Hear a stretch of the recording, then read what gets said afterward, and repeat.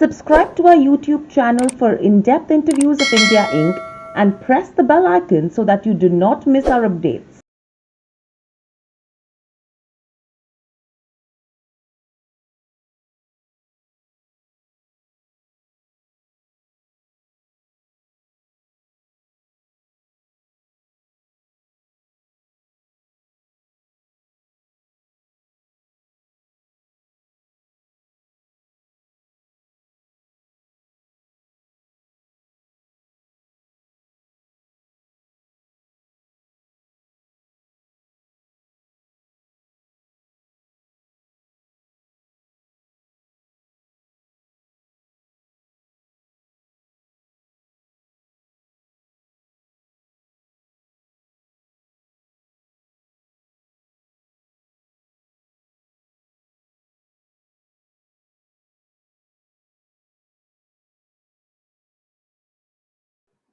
Hello and welcome to Nirmal Bang, ladies and gentlemen. I'm Hira Datia. We have with us Ritu Podar, Head Mutual Fund Research and Product at Nirmal Bang, joining in. Ritu, welcome to the show.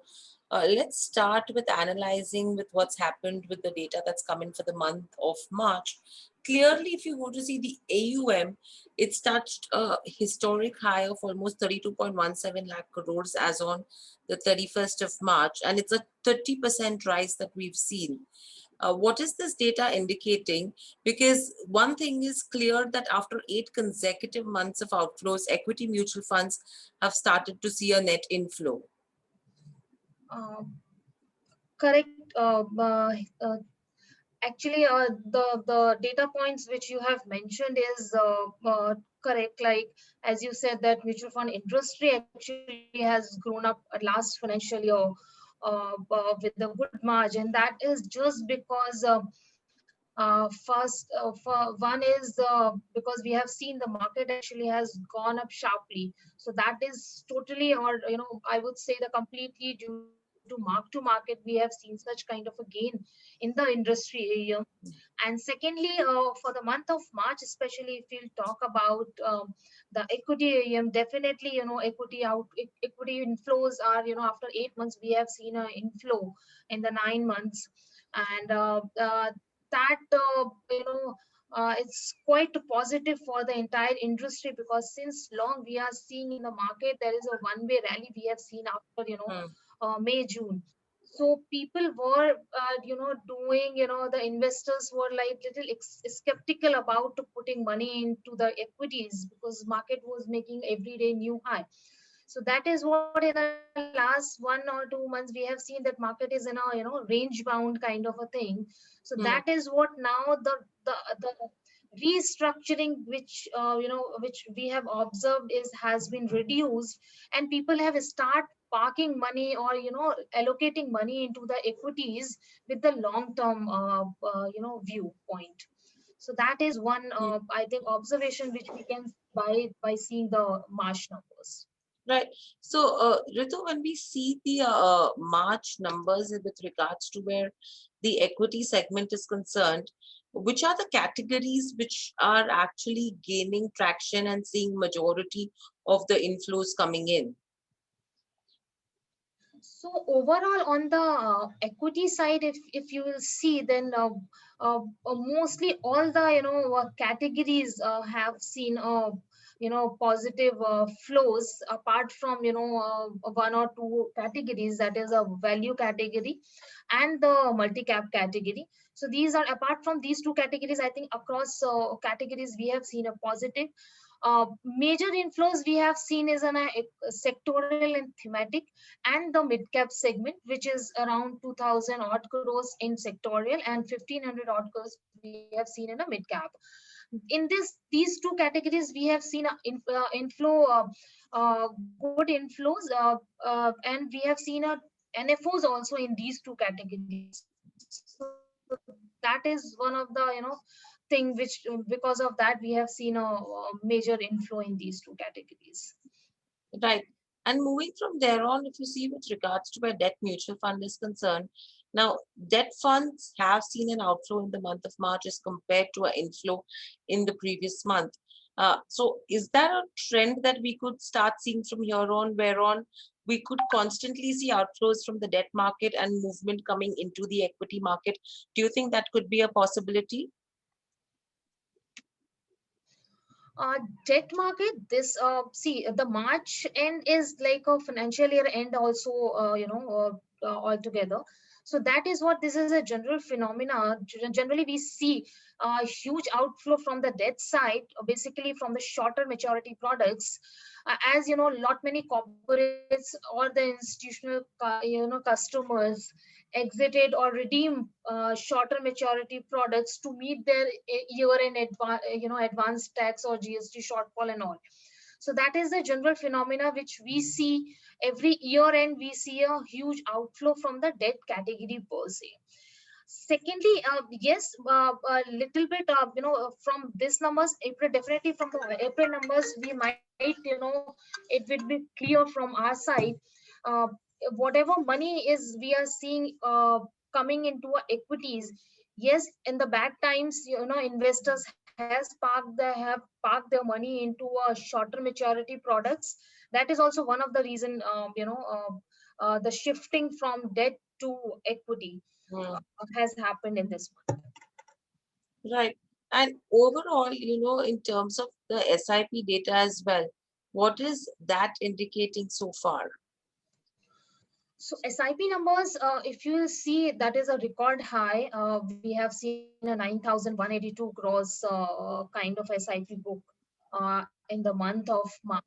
Definitely, this is adding, the February last 2-3 days, because there was a holiday in the February. So that numbers also it's adding. But despite that, the number is quite exciting and very interesting. So definitely the trend going forward, we need to see the trend in the month of April, May. Right. But what any reason that you're picking up as to why the SIP contribution has recorded an all-time high in March? So the reason is a lot many people are have stopped their SIPs when market was not doing well, and suddenly then it started moving upward. So they have stopped, and due to this pandemic situation, the earning also got hampered of all the retail investors basically. So they have stopped their SIPs and all. So now everything is streamlined, and slowly and steady is getting streamlined. So the retail investors also, we have noticed that, who have stopped their SIPs, they are also coming out with small numbers into the market. And secondly, the SIPs, which due to this market rise, also we have seen market people were skeptical about putting money into the equities. They are, because last we are seeing the market is in a range bound kind of a thing. So people are now getting confidence, and they are coming out with the SIPs. Right. And overall, do you think it's too early to say if this trend is here to stay? Yeah, that is what I said, because this could be, one is year end phenomena also, and second one is due to this range bound market also. We are seeing people must be allocating or giving some allocation to equities. So yes, this trend most probably in the next 1 or 2 months numbers would be very critical to see or observe this thing. Once, if this trend get clear, so definitely I think going forward we might see a good flows in equities. Right. And overall, with the debt funds as well, do you think, I mean, there was significant redemption pressure that was coming in from retail clients as well, on the back of the reduction that we had seen in terms of short-term returns as well. So are we expecting that to continue at least in the near term? So, our debt market, yes, since January it was quite volatile. First, RBI actually announced the liquidity withdrawal thing, and then the AT1 bonds thing have come up. So yes, for the retail investors, these all are the hiccups which we have seen in the debt markets, and we have seen the kind of returns they were expecting, they couldn't get it. But from here on, if you see a recent trend in the debt, yields and all, so yields are rising. So from here on, the investors returns in the basically in a lower maturity might improve. So the kind of returns we were seeing in a liquid funds a year back or 7-8 months back, that have been improved quite a bit. Mm. So across even lower maturity products, the thing has been improved. So yes, there was, due to AT1 bonds, we have seen that banking and PSU is the one category which has seen major outflow in the month of March, kind of a 6,500 odd crores we have seen outflow, because mostly AT1 was holding by the banking and PSU category. So these are the little hiccups, but I think going forward, because we are in a very low interest rate scenario, so from here on to go the yields much lower, it won't be the case. So from here on, the returns on the low maturity, like up to short term, might improve. Right. So, any recommendations that you have, Ritu, with regards to which are the funds, if a new investor is looking to invest right now, which are the safest funds that they should be looking at? So, if you'll ask me for the recommendations, so definitely mutual fund recommendation is based on the investment horizon, what kind of investment horizon investors are looking for. But overall, is for up to 3 to 5 years kind of a horizon. So they can come into our equity mutual funds through various modes. There are the different categories, like balance advantage is one of the category which is doing pretty well. And for the retail investors point of view, and or the first time investors point of view, this is one of the category which is doing very well. So here, investors need not to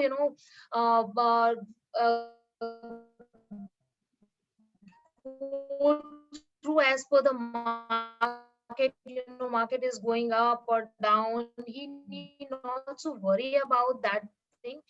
And automatically the fund manager is taking a call on investors behalf, and they are adjusting the client's behalf. And on the taxation part, definitely the retail investor would be benefit, because as they are not doing any kind of restructuring. So that is also a very plus of this particular category. So for the new investors, yes, a balance advantage dynamic asset allocation is one category which one client can look at. For the longer investment horizon, like 5 years plus, investors can invest into various through various multi cap funds or mid cap allocation or the small cap, according to the risk profile. Right. And very lastly, any view for the markets that you're picking up? And do you think mutual funds are actually entering markets right now with a buy on correction, buy on dips kind of a strategy? Because last year we did see a lot of redemption pressure that did come in. Uh, Correct. So as of now, if you look at the redemption numbers, also a standalone of the category wise, that also has been reduced. So one thing is clear: the kind of a restructuring, the kind of a things we were seeing, in last 7-8 months, a book profit on at peak, that has been reduced. And now whatever profit booking they have done it, now they are coming back to the market, and they are putting a small allocation to the market. So going forward, definitely I believe whatever kind of a profit booking has happened from the HNI, ultra HNI, or the kind of a stoppage we have seen in the SIPs, then I'm sure if market would be in a pretty much in a tight range kind of a things, then definitely we might see that money will come back into the equities. Right. And very lastly, Ritu, anything, from the data that you've analyzed that we've missed, which is really important for an investor to learn and know?